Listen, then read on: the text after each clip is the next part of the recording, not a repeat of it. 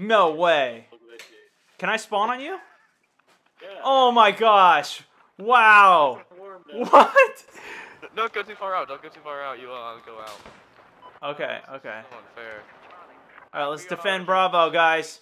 We are SEAL Team 6. We're the next step. We're better than them. Yeah. Next step.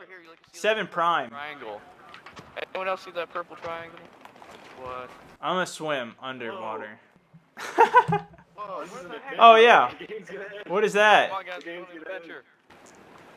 No, come on, swim faster. I'm behind. Oh no! It ended. Yeah, so that was something that happened. We got under the map. It was actually Unstoppable I was playing with there, as well as Shorty, but Unstoppable, I went for a revive on him the first time, and he just, for some reason, went under the map. And then he accidentally came back up because he was just swimming around and got to a spot where it brought him back up. But this was the second time that it had happened, and when we spawned in, we just spawned in on him, and we were under the map as well. They were shooting people from under the map too. Now this is a deadly problem in a lot of games, especially, I mean, you're being able to kill people without them knowing where you are or even seeing you. So that's an issue. Of course, I haven't seen too much of this, and I haven't seen it since that incident.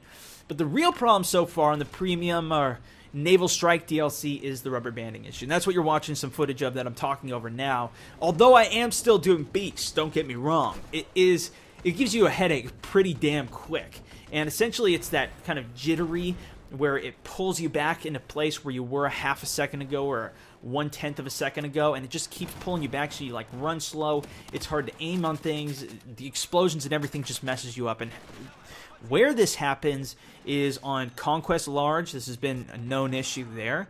And then also on now the new Naval Strike game mode, which is Carrier Assault, because it also has a 64-man server. So, you know, it has to manage so much content on that and so many different people that it's just creating some serious issues. And it's not happening to me all the time, but this was a particular case where it was happening pretty bad, and so I wanted to kind of share it with you guys. Now, originally when this was released, it came out for the PlayStation guys a little bit earlier because the Xbox and PC were delayed, and we saw a lot of those issues on the PlayStation as well as on the 360, and, you know, we believed originally, at least I did, that maybe this was what they were going to fix on the Xbox One and PC.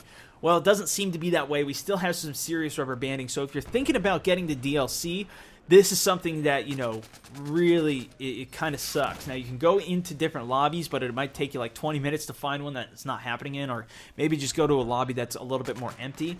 I've played a lot of games where it wasn't an issue. If you guys take a look at my first kind of live playthrough of some of the DLC that when it originally first came to the Xbox One for this in particular Naval Strike, I wasn't having any issues with it when I was playing live. I went through 4 different games. It happened a little bit, but not much. This was, again, a particular case where it happened a lot. And it makes for a serious issue in terms of actually enjoying the content that you paid for, right? At the same time, we also do have some other game modes that you can play. In particular, I enjoy some domination. And on that, there is no rubber banding or anything. It's more manageable. But that clip that you saw at the beginning where we were underneath the map, yeah, that was from Domination. So it's not perfect, and that's something that you probably already know if you've been playing Battlefield 4. It's still not a very perfect game. That being said, when you are playing it on Domination, it's a great game. There is one other thing I have to mention, though, about the Domination in specific. If you guys have played this on the map Lost Island, I don't know what they were thinking, but they decided to put on this gorgeous map where you have this terrific interface where you have the island in the middle with the crash plane on it, and then a moat around it with like 5 other islands there, which would have made for a terrific domination map.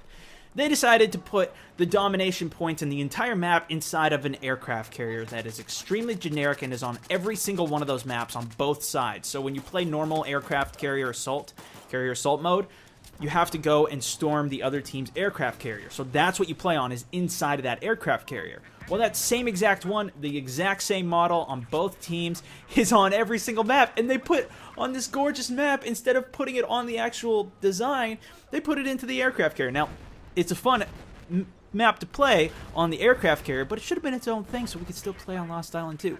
Anyways, that was some of my quirks. You got the rubber banding, that glitch that I had to show you guys. So I hope you enjoyed the video. If you guys want to stick around for some more Battlefield 4 content, be sure to subscribe if you're new. Drop a like on the video if you thought it was enjoyable, and you can always check out some more with my previous. In this case, the previous will take you back to my live footage of me playing on this DLC, which gives you a good feel for it. And then the recommended is my YOLO on the Battlefield, which if you haven't checked out and you like Battlefield, is a must-watch.